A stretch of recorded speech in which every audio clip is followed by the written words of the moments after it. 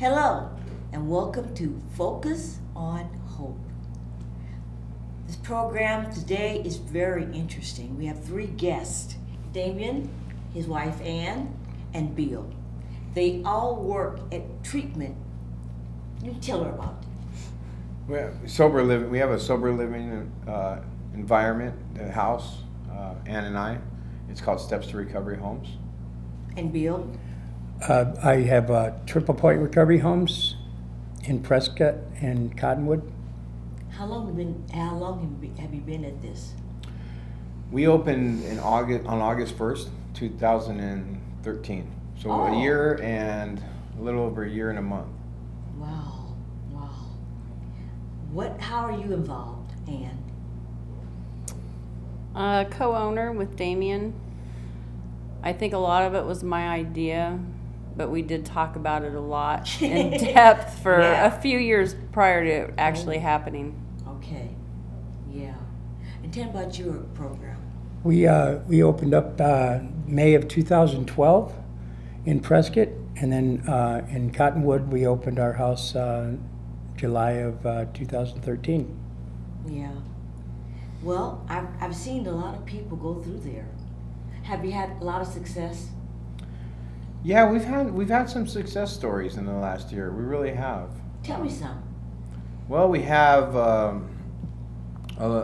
few people that have come in, and they're doing great. They've graduated our program. Our program's a 6-month program. 6 months. Yeah, they've graduated our program, and they've been very involved and gotten their jobs and their kids back. We have a girl that just graduated the other day, and she got her job had the job she really liked to let her go, and it took a few months to get that job back, but she's got that job back, and she's on the road to get her kids back, and her kid stays over at the house all the time, and she's about ready to move out into her own place. And it's just really beautiful that they're becoming these people. They come in with substance abuse issues, and they usually lost everything.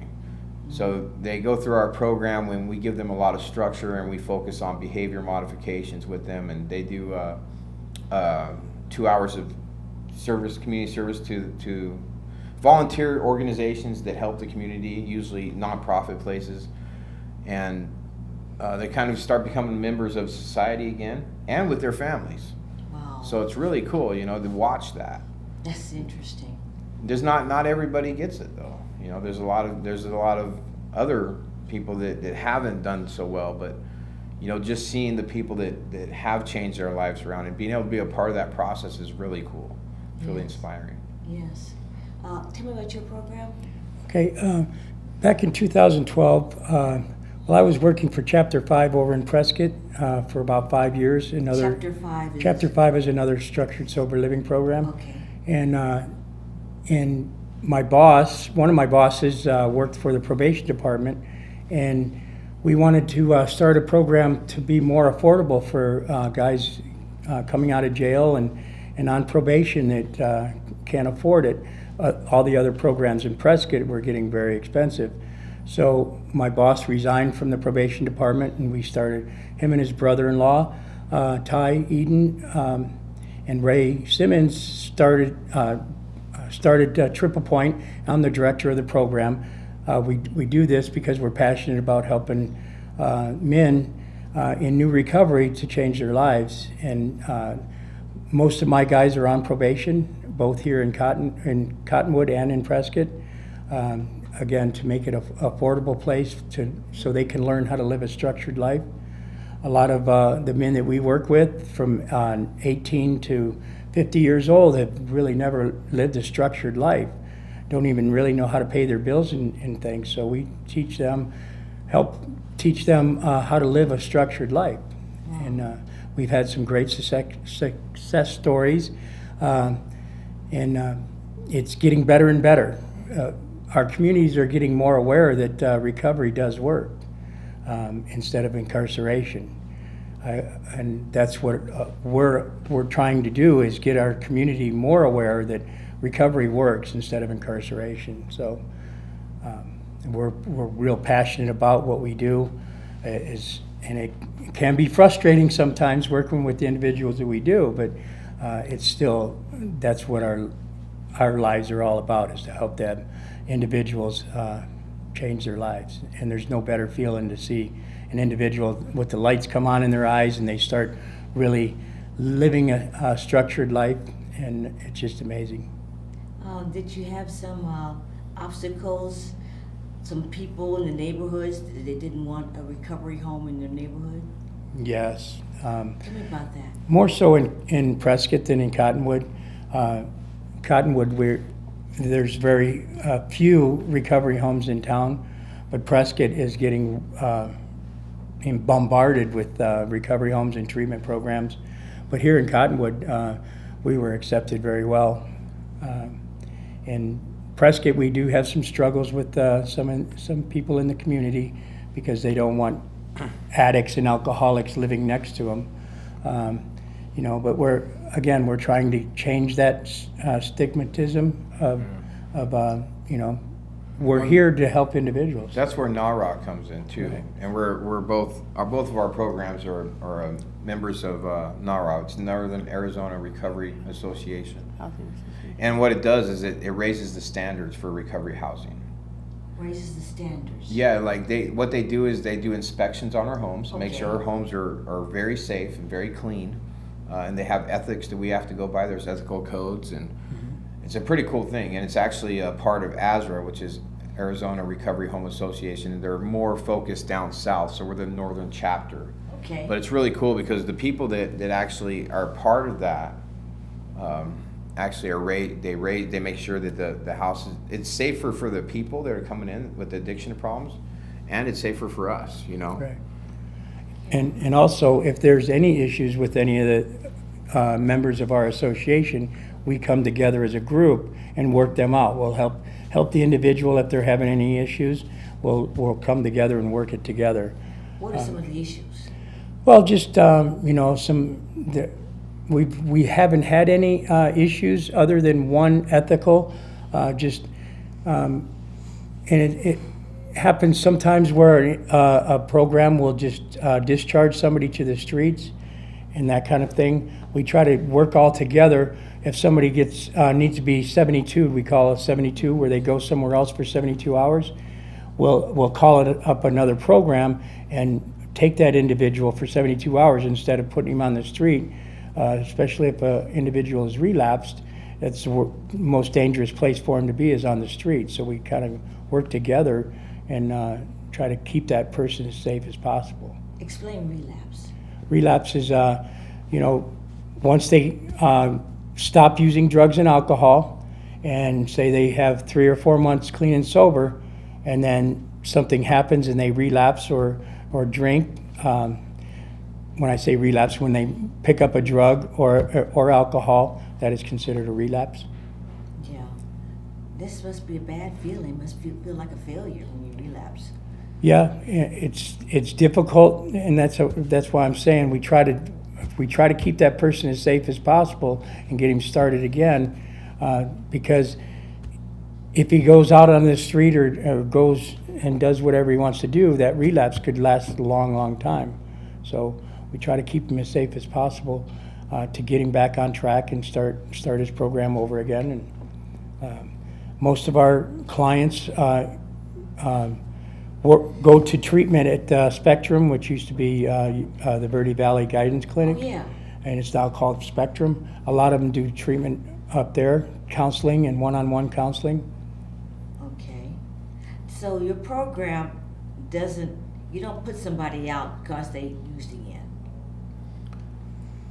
It depends. On our program, our program's a little different. At Steps to Recovery Homes, if they've used, we have to remove them from the property until they become, because we have to, first and foremost, we have to keep our place a clean and safe environment for those that are there. So our policy, we have a discharge policy and we have a using policy, and the first time they use, we give them chances. So we'll remove them until they can come back and produce a clean urine analysis. If it's drinking, we'll usually do a day or two. If it's using a harder substance, we'll wait till they can produce a clean UA, because we UA our people to hold them accountable. The second time they use, it's usually a 2-week away from the property. They have to be gone for 2 weeks, and during those 2 weeks, they have to show us. They have to show us that they really want this. You know, our program's really serious, and they got to be going to meetings. They got to be doing all this stuff to show us that they want it. Then we'll let them back in 2 weeks. The third time they use, then, you know, we know that we're not the place for them. We know that whatever we're doing is not working. We will take them back in like 3 months if they go to like a treatment, like Hillside, or that's a treatment facility in Prescott, and it's a really good place for them to get a foundation. Mm-hmm. You know, so, and yeah, we don't put them on the streets. We give them numbers and stuff. We call their families. We call, you know, that's one of the things we just became a nonprofit organization, Steps to Recovery Homes. We have a women's and a men's facility. What we're trying to do is get help from the community, so we can we can write grants now. We're looking for grant writers, and we're going to try to get a safe house that we could put these people. Because it's really hard, because there's not really anywhere to put them. A safe house means? Well, it would be a place where they can go and stay on if they actually use. Or another problem we're having is when they come in, they have to produce a clean urinalysis. So say somebody's been using a hard drug or something, it's still in their system for 3 to 7 days, and usually it's really hard for them, because in order to stay clean off whatever substance they're using, it's hard to do if they're staying on somebody's couch, or if they're staying where they were using at, because Yes. everybody's using there. Yes. So if we had a safe house, we could put them in there until they could produce that clean urine analysis. And we would go there, and we would hold them accountable, and we would take them. We have life coaching every day, so we would take them to our life coaching, and we would take them to a meeting a day, and we'd do all these things with them. But they wouldn't be staying in our clean, sober living Okay. environment, because that environment needs to be safe. Yes. That environment, nobody can even come on property unless we know about it, because we want it safe there. We don't want people using there, or that have it in their system, or anything like that. That's one of our big things there Yeah. at Steps to Recovery Homes. Yeah. Have you found someone, Ann, that's been using on the property? Oh, yes. Oh, yes. Yeah. Is rare, or? I believe in this setting, we probably have all experienced that. One of the things that we've recently started is, as they come in, we go through all of their belongings. Everything. Yes, everything. It's funny what we find. Yes, it is funny what we find. You know, there's a lot of technology out there to help them pass UAs. Oh, there are? Oh, yes. We've been finding some of that. We find medications they forgot to tell us about.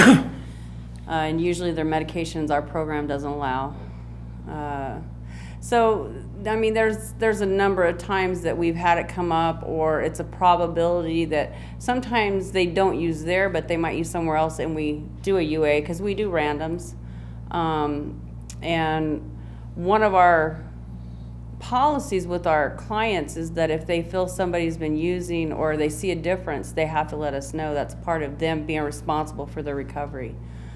So we get notices quite often. Hey, you might want to check so and so. She's acting a little funny, or she's slurring her words. They don't feel like a snitch. They do. They do.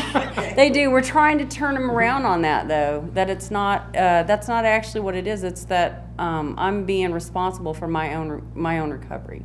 Right. I'm taking part in me becoming a well and whole member of society again. And I've had individuals whom we've had to remove, and it's funny because I've had them tell me. I just had a gal the other day that we removed, and there was another gal in the room, and she said, she was talking to her, she was getting ready to leave, and she said, well, my husband had told her, well, maybe you'll be back. And the other girl said, yeah, that's what they told me, and here I am. She had been removed, but she's returned to our program. So just because they get removed doesn't mean that it's not something that we're not willing to look at later on down the road. And, we just need to see how serious they are. Yes. When they're So. removed, was there a place for them to go? Usually we have other recovery housing situations where we can give them a phone number and a name. One that we use is, and it's hard for us because there's no other women's facilities really in Cottonwood that are approved through the housing association. That we prefer to kind of stay on that. We've actually gone to Bill and talked to Bill and had somebody stay with him. and he's kind of talked to us about maybe working on doing the same kind of stuff. But that's where we kind of team up and we try to help each other out. So we do our best to actually make sure they're placed in safe places. And I have actually taken people and placed them in some place that I know is safe, maybe with somebody that's part of a 12-step recovery. So, and then that way they're safe, and we know that they're safe, and they're in a clean environment, and that person usually reports to me daily. Okay. And we've had to place them in a hotel before, and they Yes. held them accountable. Went over there, but that's why we want the safe house. But right now we don't have the funding for that. But we would like something like that, because it's really hard, especially with the women. We have a women's facility that holds 17 women, but there's not a lot of places for women here in the Verde Valley. Oh. How does your company handle relapse? Well, like I was saying, most of my gentlemen are on probation. Yes. So probation is really wanting us to hold on to them so they don't abscond and take off and run. So we will hold them in our house, and they'll restart our program over again. Okay. And a lot of times what I'll do is, because I have a home over in Prescott, I'll take them from Cottonwood here and take them over to Prescott and hold them for 72 hours, just to get them out of their comfort zone. And and then they have to do a thought report, how come they relapsed and what they're going to do different to stop them. Explain that to Meaning a 2-page essay basically on what happened, what led up to the relapse, and what they could do different to change the relapse in the future. Like pick up the phone and call somebody, and before you pick up the drug, Yes. instead of after. And that's really difficult, especially for men, to get to that point of, men have been taught all their lives, well, I'm not going to show my emotions, I'm not going to tell you what's going on with me. It's getting them to change their thought process, and it's, like I said before, it's great to see that happening, especially in men, to really open up and share. And like Ann was saying, especially other guys in the house, if they know something's going on, it's gonna help their recovery to keep somebody else accountable. The difference between snitching and keeping somebody accountable: snitching is for their own gain. Keeping somebody accountable is going to help save their lives and others, because 9 times out of 10, somebody relapses. Misery loves company. They're going to take as many people out as they can with them. So keeping their home, and that's their home for the period of time that they're in our programs, they wouldn't allow that to happen in their own home out there, so they have to keep their place safe and clean. So they have to keep other people accountable. Yeah, it's if somebody's really serious about their recovery, Right. then if I went into a sober living, if I'm going to put myself into a place where they're going to make me do certain things, and I'm really trying to put my life together, and somebody endangers that, Right. I'm going to say something about it. We talk to them, because these people, they come off the streets, and the street game is the snitch game. That's what they're used to. I mean, I've been there, and we've experienced it. That's what's great about it, all three of us, is we've been there, and we can, we could tell them and I talk to them about that's first of all, you got to be responsible for your recovery, like they were saying. Yeah. The second thing is you're enabling them. If you don't say something, and they go out and say they've been drinking, they go out and they go drive and they go kill somebody or kill themselves, how are you going to feel? Yes. So it's an enabling factor too. It really is. We talk to them all the time about that stuff. It's really a big issue in these houses. Now tell me about your coaching. Life coaching. Ann and I, when we started this, it was a big decision. Chapter 5 was a place, they're still over in Prescott. They're a really, really good recovery, sober living environment.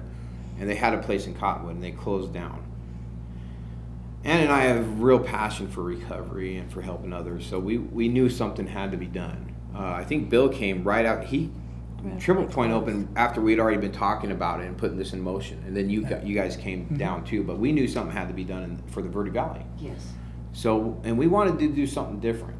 We had seen that a lot of these other places, these halfway houses, were like, all they were telling the people was to pay rent and go to meetings, and they weren't getting in. And what happened is when they would get out, they would come back in because they weren't getting the structure. They weren't getting we felt the life skills.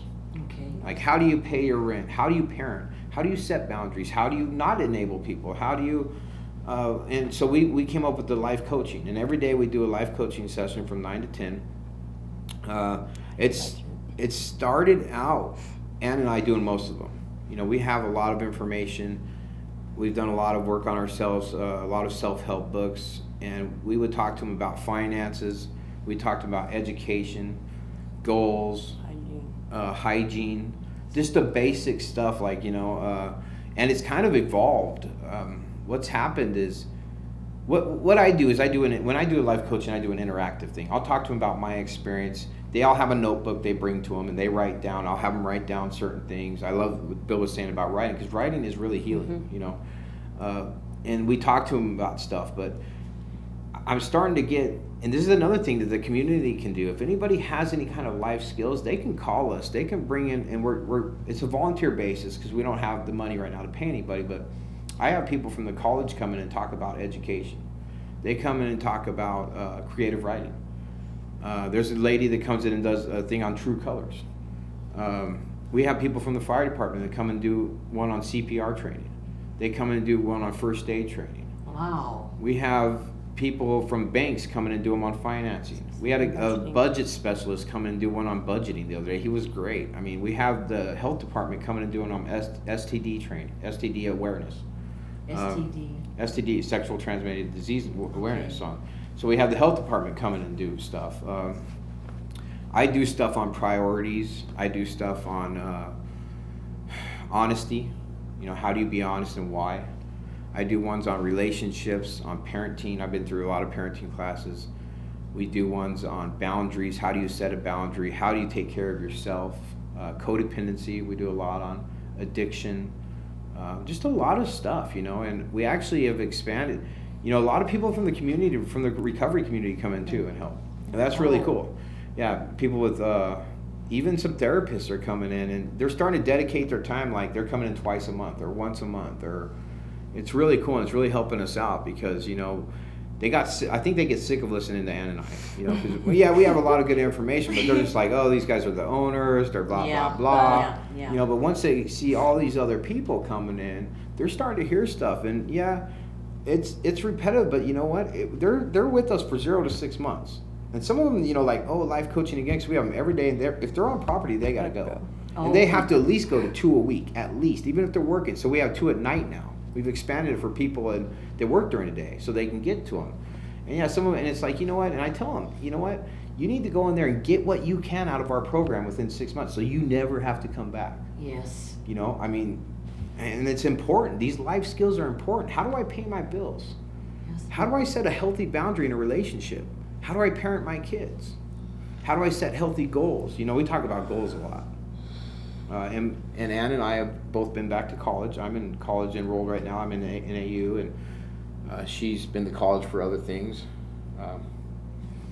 And that's on her if she wants to talk about You that. want to talk about that? But you know, we promote that. You know, let's get a career. Let's Yeah. you know. And we do resumes with them. We do resume, job skills. How do you get a job? How do you interview? A lot of stuff.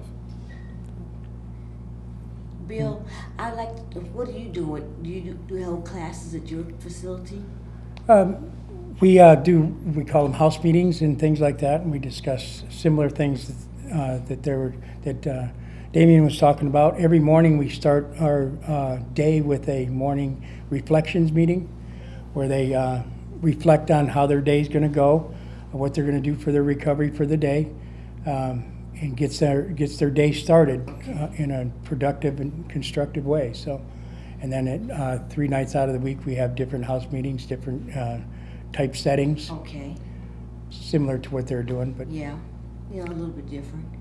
Now, how much does it cost, Bill? my program is $145 a week, and there's a $145 intake fee, and we're a 26-week program, 6 months.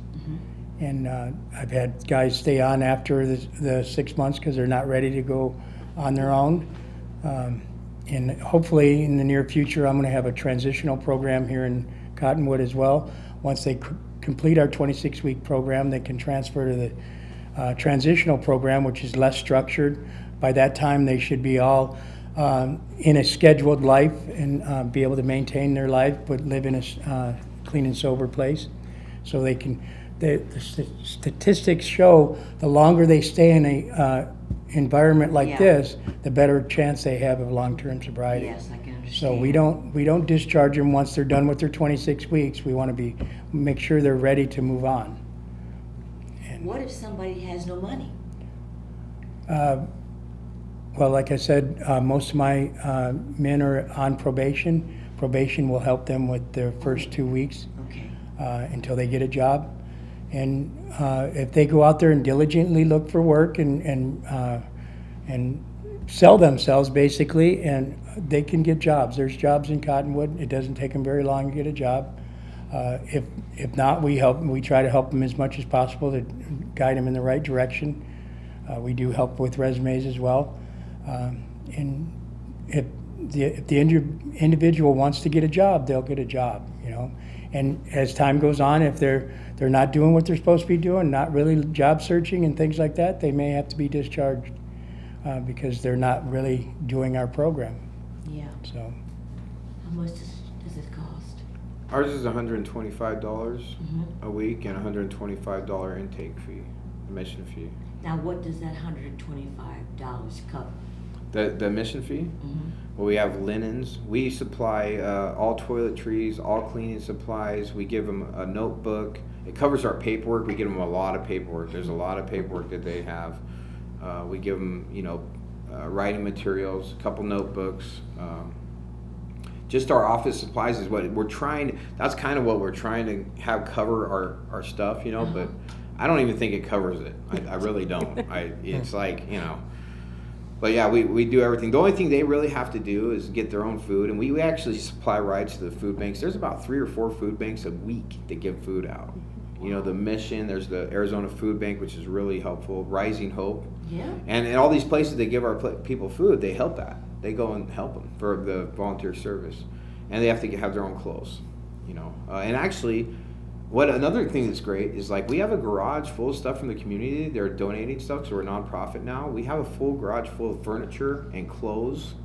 And when people will move out, we're giving them furniture and stuff because they've lost everything. So we have couches and we have TVs we're taking in and dressers and clothes. So if somebody comes in with no clothes, we have a little bit of clothes too. It doesn't always fit them, but we'll write them a voucher because the Goodwill will actually give them clothes if they're staying in our place. Wow. So there's a lot of cool stuff, and we're really new, and we're really trying to network, but we're looking for donations, we're looking for grant writers, we're looking for people to come and volunteer time. We have a lot of good ideas. We would actually eventually, we want to open a transitional house too, and the Verde Valley needs some healthy stuff like Bill's program, Triple Point, and our program. They really do, and we would eventually like to open a clean living environment, which would be a permanent residence and a place for women and children. Why don't you tell people your number, phone number, in case somebody wants to get in? Okay, my number is 928-592-2603. Say it again. 928-592-2603. And your number? my number is, and it's Bill Orick, 928-899-2699. Say it again. 928-899-2699. I want to thank you very much. Thank you. It's been delightful. Thank you. Thank you so much. Thank you for having us. Yes. Well, thank you very much for watching another episode of Focus on Hope.